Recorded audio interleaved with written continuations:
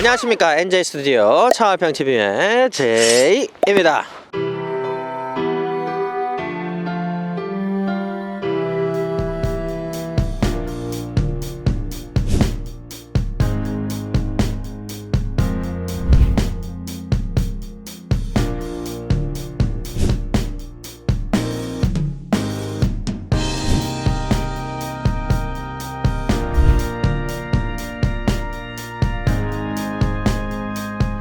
자, 포르쉐 카이엔 쿱의 인테리어를 보도록 하겠습니다. 인테리어는 상당히 마음에 안 듭니다. 지금 포르쉐가 가지고 있는 그런 디자인 인자를 많이 가지고 있어요. 하지만 911 느낌에도 전혀 다다르지 못했고, 파나메라 느낌도 전혀 다다르지 못했고, 오히려 조잡하고 좀 못났습니다. 특히나 이 대시보드 디자인이 완전히 엉망인데요. 이 대시보드 탑이 아무리 옵션이 들어가 있지 않아도 우레탄이 들어가 있습니다. 그렇다고 해도 디자인 자체가 이 클러스터 위쪽 챙이라든지 아예 위쪽을 지나가는 액센트 라인이 상당히 못났고요. 그리고 대시보드 위쪽 디자인도 포르쉐가 공조 벤트를 꼭 대시보드 위에 더 넣어줘서 좀 더 많은 방향으로 공조 벤트를 만들고 있는데, 이 위쪽 공조 벤트 디자인도 대시보드 위쪽하고 전혀 어울리지 않습니다. 그리고 대시보드 앞쪽 디자인도 포르쉐가 가지고 있는 12인치 아주 커다란 인포테인먼트 시스템 스크린이 들어가 있는데, 그 디자인하고 그 주변 디자인하고 전혀 녹아들지도 않고요. 액센트 패널 예쁘게 들어가 있지만 이 아래 위로 엉망으로 디자인된 대시보드에 전혀 어울리지 않습니다. 그리고 양쪽에 있는 공조 벤트 디자인이 세로 디자인이 들어가 있는데,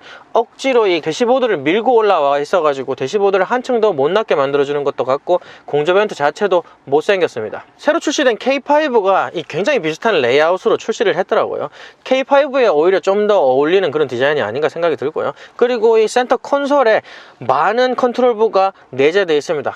그게 엄청 불편해요. 이 인포테인먼트 시스템 컨트롤은 전부 다 터치로 해야 됩니다. 이렇게 터치로 해야 되기도 하지만, 이 센터 콘솔에서 어느 정도 컨트롤의 시작을 할 수 있도록 그렇게 버튼이 내재가 되어 있습니다. 하지만 쓰기도 엄청 불편하고, 버튼 파티션이 하나도 없는 상태로 정전식으로 다 버튼이 되어 있어요. 그래서 특히나 아래쪽에 되어 있어서 우리가 컨트롤할 때 아래를 보고 해야 되는데 전부 다 정전식이라서 버튼 꼭 오랫동안 주시를 해야지 컨트롤을 할 수 있는 부분은 상당히 안정성에도 문제가 되고 불편합니다. 이번 세대 마칸의 이 센터 콘솔 디자인이 상당히 아름답습니다. 커다란 갈비뼈 같은 느낌이 들어가 있는데 전부 다 물리 버튼이 들어가 있는데, 그렇게 물리 버튼으로 들어가면 굳이 현대적으로 바꾸지 않아도 정말 아름다운 디자인을 완성할 수가 있는데, 이렇게 일부러 디지털식으로 바꾸려고 하면서 정말 90년대에 처음 정전식이 발견된 다음에 이 냉장고 디자인 같은 그런 디자인입니다. 아주 촌스럽고 안 어울려요. 공조 벤트도 이 스크린 아래쪽에 있는데 정말 억지로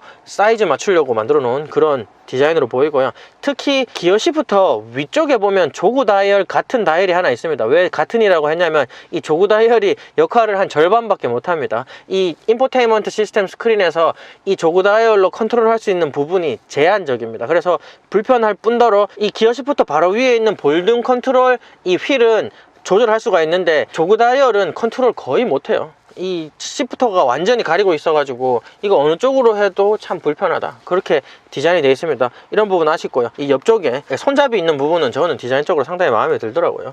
이 도어 디자인 쪽도 많은 분들이 하이글로스 패널 넣으면 너무 촌스러워요, 너무 많이 넣으면, 이렇게 말씀을 하실 때 저는 그렇지 않습니다 라고 말씀을 많이 드려요. 왜냐하면 많이 넣어서 디자인을 잘하면 오히려 고급스럽게 만드니까요. 그런데 이 차가 하이글로스 플라스틱 패널을 넣고도 디자인이 촌스러워지는 아주 대표적인 예인 것 같아요. 아주 너무 많이 넣어놨습니다. 넣어놨고 도어 디자인은 정말 구린 것 같습니다. 그렇지만 전반적으로 포르쉐의 감성을 가지고 있어서 딱딱합니다. 이 핸들도 부드럽습니다. 부드러운데 폭신한 부분이 하나도 없습니다. 돌 같아요. 엄청 딱딱하고요. 전반적으로 손에 느껴지는 부분이 아주 디자인이 딱딱하게 됐습니다. 아무리 흔들어도 찌그덕거리는 부분 하나도 없고요. 아주 고급스럽게는 돼 있지만 디자인은 못했다, 그렇게 말씀을 드리고 싶고요. 그리고 핸들 디자인은 좋습니다. 왜냐하면 핸들은 똑같아요. 파나메라나 911이나 거의 동일한 디자인을 보여주고 있습니다. 스포크가 조금 굵습니다. 조금 굵어도 전혀 포르쉐의 디자인을 잃어버리지 않고 있습니다. 이 컨트롤부도 아주 직관적으로 컨트롤할 수 있도록 그렇게 잘 돼 있고요. 그리고 또 항상 이 드라이빙 모드를 바꿀 수 있는 다이얼을 이 핸들 위에 넣어준 부분은 꼭 슈퍼카를 연상시키는 아주 마음에 드는 그런 디자인을 보여주고 있습니다. 암레스트 쪽은 그리 높지도 낮지도 않은 적정한 높이에 있는 것 같습니다. 그렇지만 좀 좀 너무 뒤쪽에 있어서 암레스트로 쓰기에는 요 중간에 컵홀더 쪽이 있어서 잘 못 쓸 것 같은 그런 느낌이 들고요. 암레스트 디자인도 대충 잘 돼 있고, 그리고 암레스트를 열어보면 역시나 아우디 그룹 콘솔 수납장이라서 그런지 안에 공간은 전혀 없습니다. USB 포트가 2개가 있고요. 이 암레스트 안쪽에만 USB 포트가 있는 것으로 보여요. 그리고 이렇게 센터 콘솔이 올라와 있고 컨트롤부가 센터 콘솔에 내재되어 있는 차량들, 콕핏 안정감을 상당히 많이 주기는 하지만 수납 공간이 완전히 부재합니다. 이런 부분 너무 답답합니다. 적어도 지갑이나 폰은 어디 올려놓을 데가 있어야 되지 않느냐, 이렇게 생각이 들어요. 여기 작은 수납 공간이 있긴 하지만 폰 하나 뭐 간신히 세울 수 있는 그런 수납 공간밖에 안 되니까. 그래서 이 아우디 그룹에서 만드는 차라서 그런지 몰라도 이 센터 콘솔의 수납 공간은 저는 제로라고 보겠습니다. 그리고 이 차량에서 아마 제가 제일 마음에 안 드는 부분이라고 하면 뒷좌석도 똑같이 말씀을 드리고 싶은데, 좌석 디자인이 너무나 촌스럽습니다.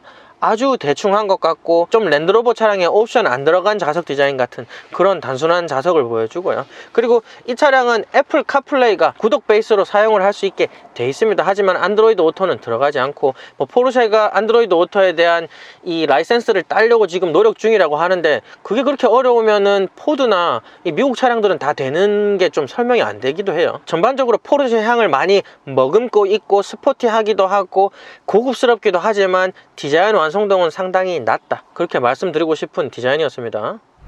자, 인포테인먼트 시스템 스크린을 보도록 하겠습니다. 12인치 슈퍼 와이드 스크린이 아주 큽니다. 가시성도 아주 좋고요, 해상도도 아주 높고, 그리고 반응성도 좋습니다. 이 정도면 뭐 반응성 충분히 좋고요. 그리고 포르쉐가 가지고 있는 UI 인터페이스가 상당히 잘 돼 있습니다. 하지만 좀 복잡해 보이는 건 어쩔 수 없는 것 같아요. 이렇게 큰 화면에 아주 아이콘들이 산재가 돼 있어서 이렇게 찾아서 누르기는 조금 복잡한 것 같습니다. 그리고 아까도 말씀드렸듯이 아래쪽에 있는 조그 다이얼이 사용하기가 좀 불편해요. 이게 모든 곳에서 다 되지가 않습니다. 네, 지금도 좀 애매하게 사용하기가 상당히 어렵게 되어 있는 것으로 보여요. 그래서 이 차량의 카메라 세팅을 보도록 하겠습니다. 후방 카메라만 있고, 그리고 이 센서들만 나오거든요. 이 차도 옵션을 넣지 않아서 360도 서라운드 뷰라든지 아니면은 다른 휠 뷰라든지 전혀 없습니다. 지금 뒤쪽에 후방 카메라만 있고, 그리고 카메라 클린 기능밖에 없는 것으로 볼 수가 있어요. 하지만 좀 안타까운 점은 카메라 해상도가 너무 낮습니다. 아우디랑 비교했을 때도 천지 차이가 납니다. 엄청 해상도가 낮네요. 이런 부분 안타깝고요. 지금 포르쉐 다른 차량에서도 보면 왜곡도도 너무 높고 막 시야가 정말 잘 안 보입니다. 아우디보다 좀 더 고급 브랜드 차량인데 아우디 모듈을 쓰지 못하는 부분은 좀 아쉬운 부분인 것 같습니다. 자, 클러스터 디자인을 보도록 하겠습니다. 이제까지 가지고 있었던 포르쉐의 클러스터 디자인을 그대로 가지고 있으면서 디지털로 바뀌었습니다. 디지털이라고 해서 전체 디지털은 아니고 중앙에 물리 클러스터 하나 있고 양쪽에 6인치 스크린이 2개가 들어가서 가상 물리가 섞여 있는 것으로 볼 수가 있어요. 디자인 상당히 잘 돼 있고, 그리고 스크린도 시원시원하게 눈에 잘 띄도록 그렇게 디자인이 되어 있습니다. 그리고 이 양쪽 스크린을 이 핸들 양쪽에 있는 볼로 된 휠을 조작을 해서 커스터마이징을 이렇게 손쉽게 할 수 있는 것을 볼 수가 있어요. 또 이렇게 보시면 알겠지만 좋은 점이라고 하면은 이렇게 한쪽이긴 하지만 내비게이션을 이 클러스터 안쪽에서 볼 수 있다는 점 좋습니다. 하지만 가장 치명적인 단점이 뭐냐면은 이렇게 5개의 클러스터를 보여주기 위해서 양쪽에 스크린을 뒀는데 핸들에 항상 가립니다. 그래서 고개를 왔다 갔다 하면서 양쪽 스크린을 체크해야 되는데, 그 정도로 노력을 할 것 같으면 차라리 인포테인먼트 시스템을 스크린을 보겠죠. 그런 부분은 좀 아쉽다고 생각이 되는데, 디자인 자체는 상당히 잘 돼 있는 것으로 보입니다.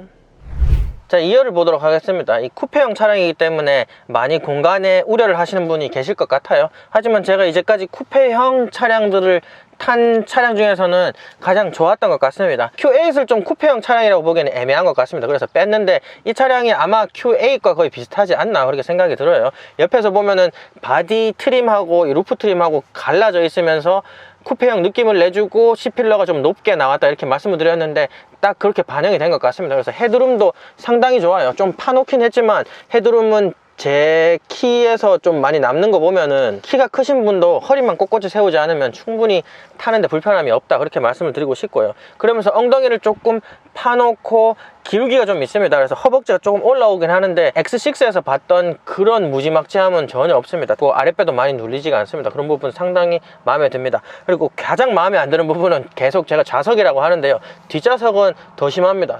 뒷좌석은 정말 대충 만든 것 같아요. 하지만 좀 4인을 노렸는지 몰라도 이 뒷좌석의 우측 좌측이 좀 단일 좌석처럼 그렇게 디자인이 되어 있어요. 그래서 중앙 좌석은 정말 사람이 못 앉겠다 싶을 정도로 디자인을 해놨습니다. 이게 충분히 중형 SUV라서 뒤에 3인이 앉을 수 있을 텐데 굳이 이렇게 중앙 좌석을 버릴 필요가 있었나 그렇게 생각이 될 정도로 디자인이 되어 있고요. 그리고 좌석이 그렇게 불편하진 않지만 역시 프리미엄 브랜드에는 아주 부족한 그런 좌석을 보여줍니다. 그리고 어느 정도 틸트 기능이 있어요. 뒤쪽으로 조금 눕긴 합니다. 아주 조금 누워요. 조금 눕긴 하지만 아예 꼿꼿이 서 있는, X5에서 너무 꼿꼿이 서 있다고 말씀드렸는데 그거 정도를 피할 수 있을 정도로는 조절이 되는 것 같아요. 그렇지만 기대는 하지 마세요. 그리고 이 썬루프가 들어가 있는데 단일 패널 개폐 불가능한 썬루프가 들어가 있습니다. 요즘에는 이렇게 한 패널로 시야를 많이 주는 썬루프들이 있는데 굳이 뭐 개폐를 하기 위해서 시야를 죽일 필요가 있나 그렇게 생각이 들어요. 특히 제 차 같은 경우는 쿠페형 차량이기 때문에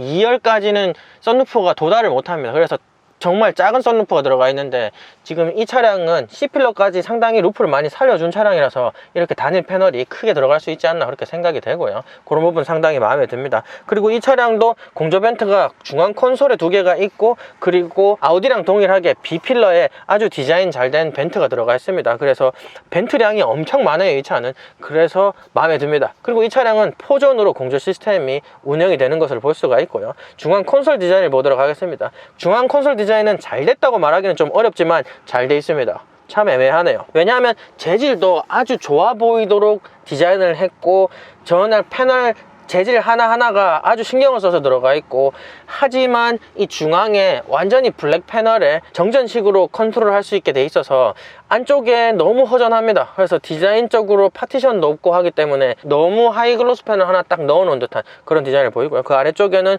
USB 포트 2개가 있고 12V 잭이 하나가 있습니다. 그리고 중앙에 샤프트 터널이 있는데 넓고 높이는 좀 있어요. 하지만 전혀 불편하지 않을 정도의 높이를 보여주고 있어요. 그래서 3인도 앉을 수 있겠지만 아까도 말씀드렸듯이 중앙 좌석이 너무 엉망이라서. 그리고 암레스트를 보도록 해요. 암레스트 디자인은 이 옵션이 안 들어가서 그런지 정말 단순하네요. 이렇게 비싼 차량에 암레스트 이런 걸 넣어 놓다니.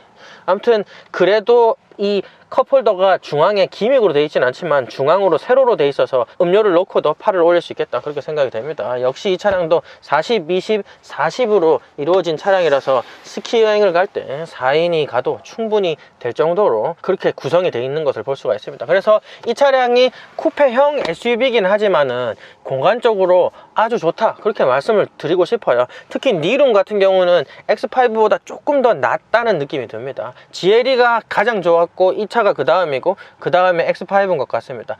Q7은 좋습니다. 하지만 제가 3열 차량만 타봐서 2열을 비교하기는 좀 어려운 것 같고요. 그래서 뒷좌석 공간 아주 좋다 라고 말씀을 드리는데 지금 도어가 안쪽으로 너무 들어오네요. 그래서 지금 제가 좌측 좌석에 중앙에 앉아 있지만 팔이 자꾸 걸리적거립니다. 그 정도로 도어가 안쪽으로 조금 들어온 감이 없지 않아 있네요. 전반적으로 이 차가 쿠페형이지만 아주 좋은 공간감 레이아웃을 보여주고 있다 그렇게 말씀을 드리고 싶고, 좌석은 역시나 앞뒤 다 최악이다 그렇게 마무리 짓고 싶네요. 자, 저희의 최초로 공개된 포르쉐 카이엔 쿱의 1부, 2부 리뷰 잘 보셨나요? 보신 분들 감사합니다. 3세대 카이엔의 인기가 하늘을 찌르고 있는 가운데 쿠페형까지 출시가 됐고, 그 3세대 카이엔의 모습을 아주 많이 가지고 있고 장점을 가지고 있으면서 뒤쪽 쿠페형 디자인을 상당히 잘 뽑아낸 것을 볼 수가 있어요. 하지만 인테리어에서는 포르쉐 감성의 향기만 맡을 수 있을 뿐이지 전체적 완성도는 상당히 떨어지는 것을 볼 수가 있었습니다. 스포츠형 SUV들의 인기가 상당히 올라가 있고, 그리고 포르쉐 엠블렘까지 달려있는 이 카이엔을 구입하시고 싶은 분들이 상당히 많을 텐데요. 스포츠형 SUV인데 이렇게 쿠페형 몸매도 보여주고 있고 2열 공간까지 잘 챙겨주고 있는 포르쉐 카이엔 쿠페가 아주 많은 구매 포인트를 보여주고 있는 것 같습니다. X6도 출시가 됐고 곧 GLE 쿱도 출시가 될 텐데 아마 이 차량의 시장 포지션이 어떻게 될지 같이 보도록 해요. 그래서 오늘 저의 리뷰는 여기까지입니다. 이렇게 어려운 시국에 한 차량씩 리뷰를 찍는데 도가니 빠지고 등골 나갈 것 같습니다. 반대네. 그러니까 꼭 구독, 좋아요 부탁드립니다. 감사합니다. 안녕.